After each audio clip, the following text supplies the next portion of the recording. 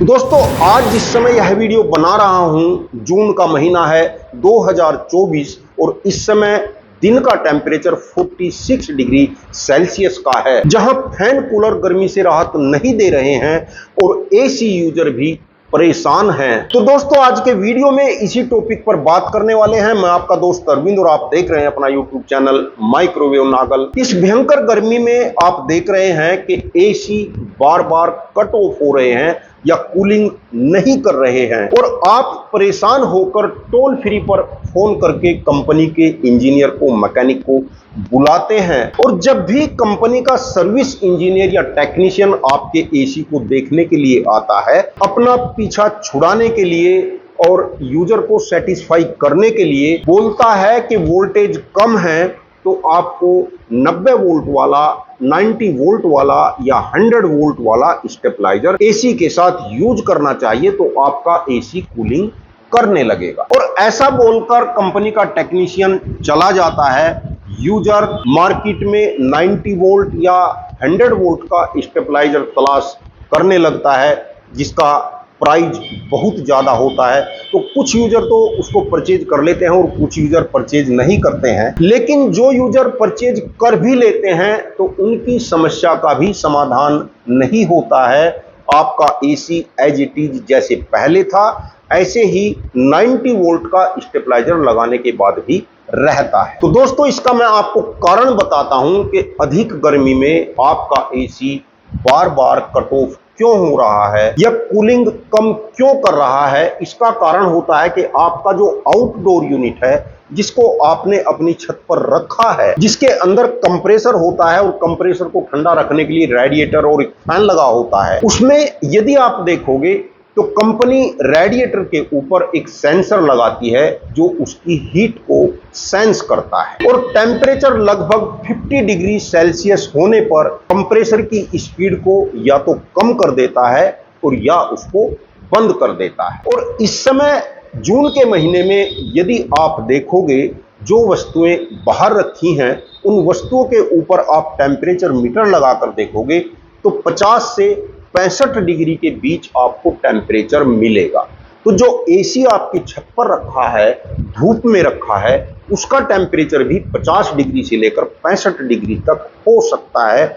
यानी उसके अंदर जो सेंसर लगा है वह सेंसर मेन बोर्ड सर्किट को कमांड देता है कि कंप्रेसर का टेम्परेचर हाई हो चुका है। जो सेफ्टी फीचर लगे होते हैं वह एसी के कंप्रेसर को स्लो कर देते हैं या कट ऑफ कर देते हैं, जिस कारण यूजर परेशान हो जाता है कि शायद हो सकता है हमारी एसी में कुछ खराबी आ गई है जो बार बार बंद हो रही है या कूलिंग कम कर रही है।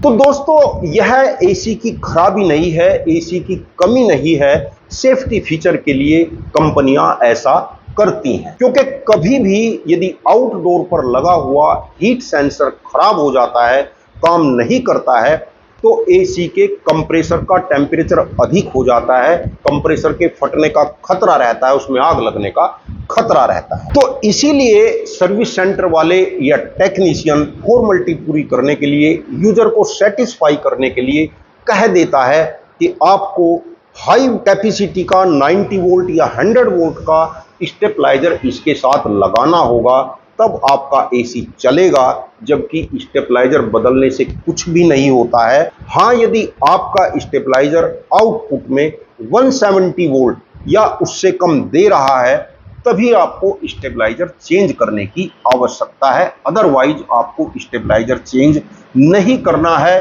केवल धैर्य रखना है, क्योंकि यह हाई टेम्परेचर कुछ दिन के लिए है। जैसे ही बरसात का मौसम स्टार्ट हो जाएगा तो टेम्परेचर में कमी आ जाएगी और आपका एसी अच्छी कूलिंग करने लगेगा। तो आपको बेवजह या नॉन टेक्निकल व्यक्ति के बहकावे में आकर स्टेबलाइजर आदि को चेंज नहीं करना है। आपको स्वयं ही देखना है कि वोल्टेज कितना है, क्योंकि आजकल जो इन्वर्टर टेक्नोलॉजी के एसी आ रहे हैं यह 180 वोल्ट से लेकर 250 वोल्ट तक वर्क करते हैं, क्योंकि इनके अंदर BLDC कंप्रेसर होता है और एक SMPS सर्किट होता है।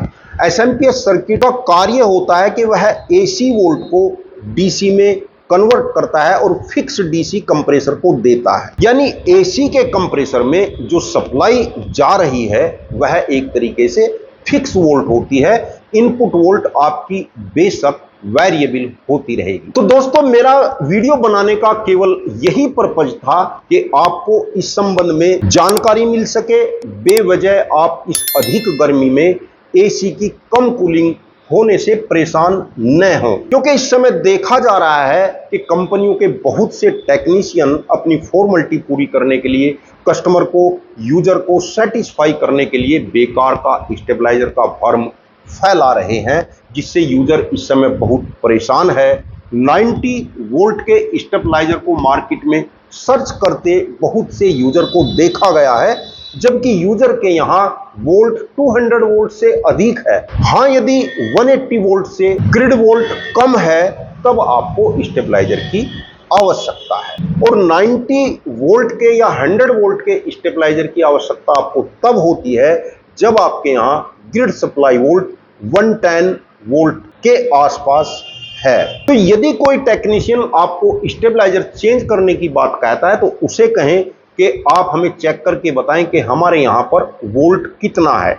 और यह यूजर को भी चाहिए कि अपने यहां एम्पियर और वोल्ट बताने वाली कोई डिवाइस अवश्य रखें, जिससे आपको पता रहे कि लोड कितना चल रहा है, आपके यहां वोल्टेज कितनी है। लेकिन फिर यही कहूंगा कि इस अत्यधिक गर्मी में बाहर के हाई टेम्परेचर के कारण आपका एसी स्लो हो जाएगा या बार बार कट ऑफ करेगा। इसके लिए आपको बिल्कुल भी परेशान होने की आवश्यकता नहीं है। यह आपके एसी के फीचर हैं जो कंपनी ने सेफ्टी के लिए अपने प्रोडक्ट के अंदर डाले हुए हैं, और मुझे आशा है कि वीडियो देखने के बाद आपकी परेशानी कुछ कम होगी, आप परेशान नहीं होंगे।